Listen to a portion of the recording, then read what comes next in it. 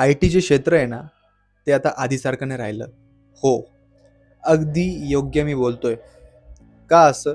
थोड्याच वेळात हा व्हिडिओ बघितल्यानंतर तुमच्या सगळ्या गोष्टी इथे क्लिअर होणार आहे. नमस्कार मित्रांनो, माझं नाव अभिषेक शेलार आणि तुम्हा सर्वांचं या नवीन व्हिडिओमध्ये खूप खूप स्वागत आहे. जर तुम्ही या चॅनलवरती नवीन असाल, तर नक्कीच या चॅनलला सबस्क्राईब करा आणि या व्हिडिओला लाईक करा.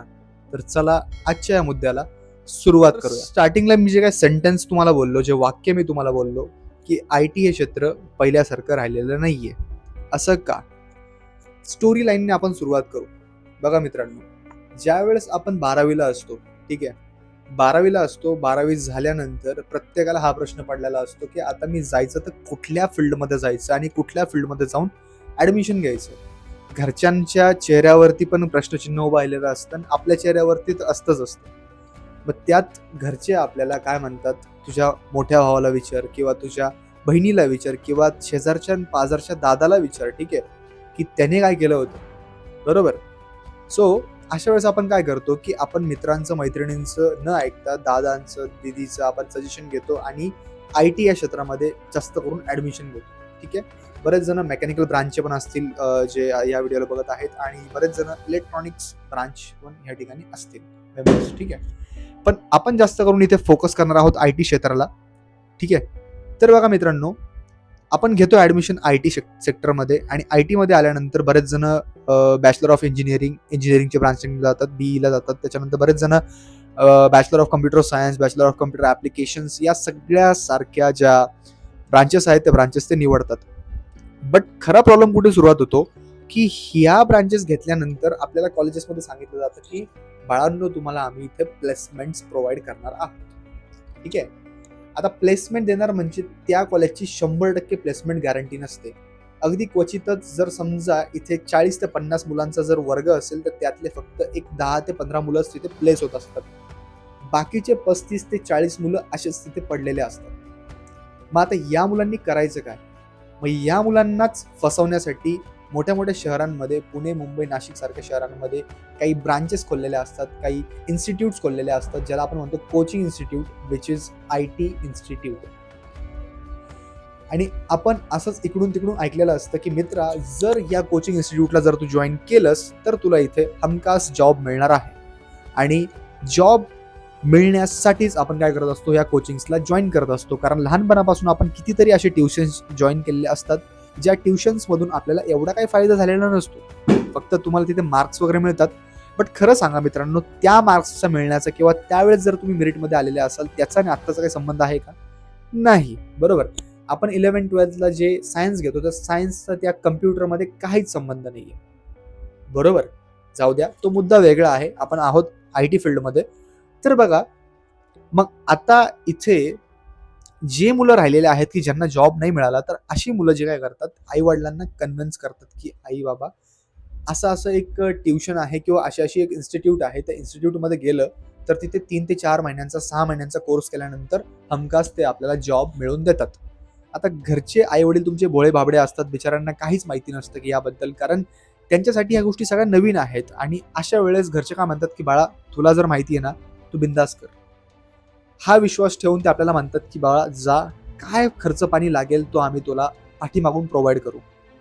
मग आपणही आनंदी होतो आणि आपल्या मनात एक ॲटिट्यूड, एक आपल्या मनामध्ये कॉन्फिडन्स असतो, की नाही, 100% येत्या 4, 5, 6 महिन्यात किंवा वर्षभरामध्ये मला चांगला जॉब लागणार.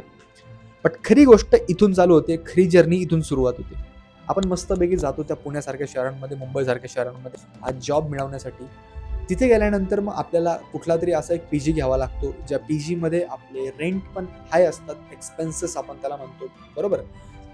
10, 15, 20,000 असे एक्सपेन्सेस असतात. त्यामध्ये जर तुम्ही जास्त जण राहत असतील, तर तुम्हाला त्या ठिकाणी काहीतरी फायदा होतो. नाहीतर जर तुम्ही 2-3 जण राहत असाल, तर तुम्हाला तिथे जास्तीत जास्त तुमच्या खिशाला फटका बसतो. ठीक आहे. तेही तुम्ही केलं, एक मस्त फ्लॅट घेतला, तर फ्लॅटमध्ये जर तुम्ही राहिले, त्यानंतर खरी सुरुवात होते, तुमच्या क्लासला सुरुवात होते. आता क्लासमध्ये तुमची फी तुम्हालाही माहिती आहे, 40-50,000 लाखापर्यंत फीज असतात. ते तुमच्याकडनं घेतात. तुम्हाला स्टार्टिंगला खूप मोठे-मोठे आश्वासन देतात, की तुम्हाला आम्ही इथे जॉब लावून देणार आहोत. बट सत्य परिस्थिती ही वेगळीच असते मित्रांनो. आता जे या गोष्टीतनं गेलेले आहेत त्यांना चांगला या गोष्टीचा अनुभव आलेला असेल. बट जे असे मित्रवर्ग आहेत की जे आत्ता विचार करत आहेत की मी अशा प्रकारचे क्लास जॉईन करणार आहे किंवा माझा दादा किंवा दीदीने मला असे क्लासेस सजेस्ट केलेले आहेत, तर हा मित्रांनो हा व्हिडिओ नीट बघा तुम्ही. तर अशा ठिकाणी ॲडमिशन घेतल्यानंतर होतं असं की 3-4 महिने तुमच्याकडनं काही प्रॅक्टिस करून घेतली जाते आणि तुम्हाला तिथे सांगितलं जातं की तुम्हाला आता आम्ही इंटरव्ह्यूचे कॉल्स प्रोव्हाइड करणार आहेत. अशा मोठ्या मोठ्या कंपनीजचे तुम्हाला स्टार्टिंगलाच नावं सांगितले जातात, बट नंतर अशी एकही कंपनी त्या क्लासच्या कॉन्टॅक्टमध्ये नसते. अशी काही क्वचितच क्लासेस आहेत, मी सगळ्याच क्लासेसला इथे टीका करत नाहीये, बट मोस्ट ऑफ दी जे क्लासेस आहेत ते याच प्रकारची गोष्ट मुलांसोबत करतात, त्याला आपण फसवणूक म्हणतो. तर मग हे क्लासेसवाले काय करतात, म्हणतात की तुम्हाला आता आम्ही येत्या दिवसामध्ये तुम्हाला आम्ही काय करू, काही कॉल्स प्रोव्हाइड करू. बट ॲक्च्युअल हे जे कॉल्स असतात ना, most of the fake calls असतात. जसं की तुम्हाला काहीतरी सांगितलं जाणार की हा जो समोर व्यक्ती बसलेला आहे, जो इंटरव्ह्यू तुमचा घेतोय, हा व्यक्ती या कंपनीचा आहे. आता मी कंपनीचे कुठल्याच कंपनीची नावं घेणार नाही, बट तुम्ही समजून जा, मोठ्या मोठ्या कंपन्यांची नावं सांगितली जातात, तुम्हाला फसवलं जातं. आता इथे काय होतं, तुम्हाला असं वाटतं की नाही आता माझा इंटरव्ह्यू आहे, तुम्ही इतक्या मेहनतीने प्रिपरेशन करतात, कारण तुम्हाला माहिती असतं की मला हा जर जॉब नाही मिळाला तर माझं पुढचं आयुष्य खूपच जास्त अवघड होणार आहे, खूपच जास्त खडतर होणार आहे. मग अशा वेळेस तुम्ही काय करतात, त्या क्लास इन्स्टिट्यूटवरती विश्वास ठेवतात, कारण त्यांनी तुम्हाला सांगितलेलं असतं की तुम्हाला आम्ही 100% जॉब लावून देणार.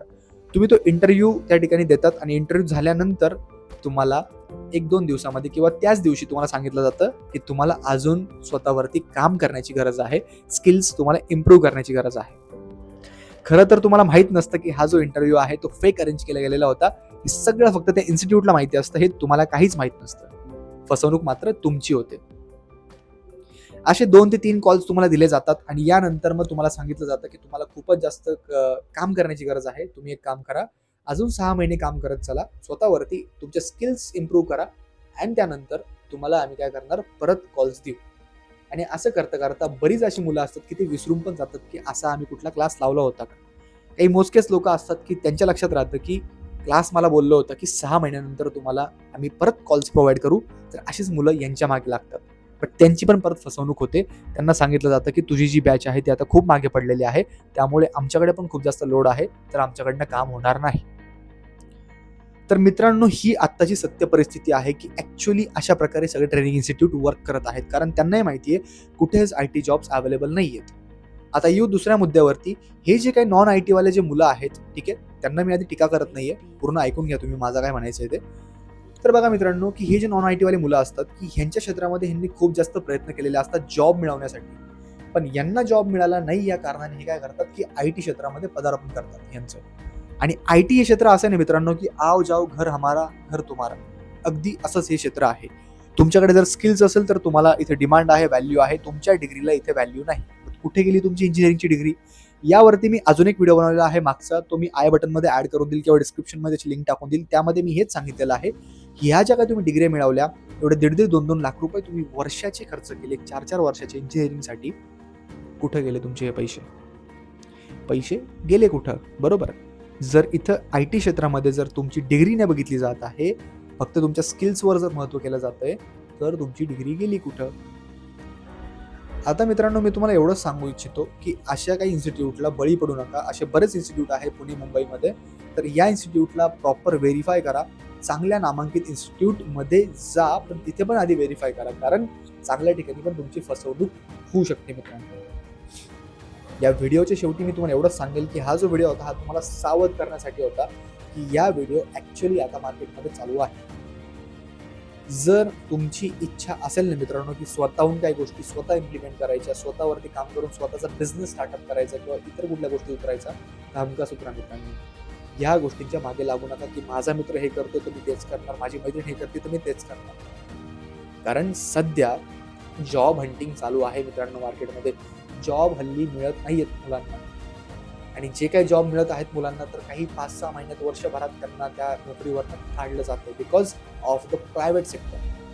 आणि त्यात गव्हर्नमेंट सेक्टर तर जवळजवळ आता अवघडच झालेलं आहे. गव्हर्नमेंटमध्ये तुम्हाला एका पोझिशनसाठी 1000 ॲप्लिकंट्स असतात, 10,000 ॲप्लिकंट्स असतात. त्या ॲप्लिकंट्समधून पण तुमचा नंबर लागणार की लागणार याची गॅरंटी नाही. त्यापेक्षा जे तुमच्यामध्ये स्किल्स आहेत ते स्किल्स बाहेर काढा, लोकांपर्यंत आणा, किंवा जर एखादी आयडिया तुमच्या डोक्यामध्ये आधीपासून असेल तर ती इम्प्लिमेंट करा. नक्कीच त्या आयडियावरती जर तुम्ही काम केलं कन्सिस्टन्सीने, सातत्याने, तर 100% तुमचं जे काही आयडिया आहे ती वर्क करणार. तर असंच स्वतःवरती काम करत चला मित्रांनो. आपण अशाच एका नवीन व्हिडिओसोबत भेटू पुन्हा एकदा. तोपर्यंत धन्यवाद.